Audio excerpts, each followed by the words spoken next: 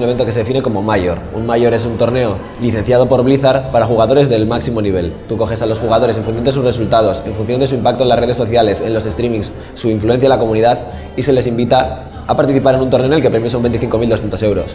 Estos jugadores tienen que jugar al máximo nivel, son jugadores competitivos que se preparan para este torneo metiendo incluso 10 horas al día de cara a ese torneo. Junto a la Game tenemos un encuentro junto al fuego, que es un evento más pequeñito que la Game Major en sí, porque queremos dar la oportunidad a jugadores de todo clase de niveles para que cualquier persona que le apetezca conocer el juego y competir a un nivel alto pueda venir aquí a jugar. Permite a los jugadores estar junto a los profesionales y además por competir por un premio de 2.000 euros, que es un premio bastante importante a nivel nacional.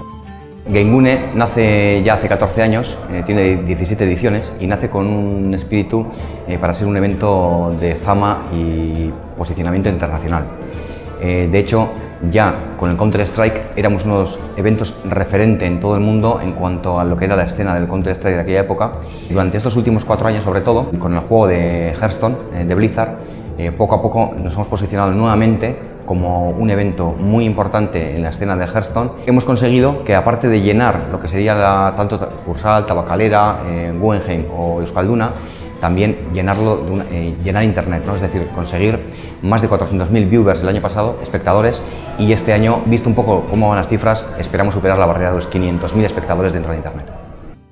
Bien, este año hemos intentado potenciar más el tema de los streamings, ya no solo centrándonos en Twitch, sino que hemos incorporado una nueva plataforma para China, que es Douyu, y a través de ella esperamos también crecer en el número de viewers que tenemos en Asia. Para este torneo soy un innkeeper. Entonces, en Game lo que hace el innkeeper, lo que busca es que los jugadores se sientan como en casa, ¿vale? Estén aquí con nosotros, no tengan todo lo que necesiten en todo momento y sobre todo vigilar el transcurso de las partidas, tomar nota de las barajas con las que van a jugar, la baraja que le van a banear, ofrecerles facilidades para que disfruten del torneo lo máximo posible.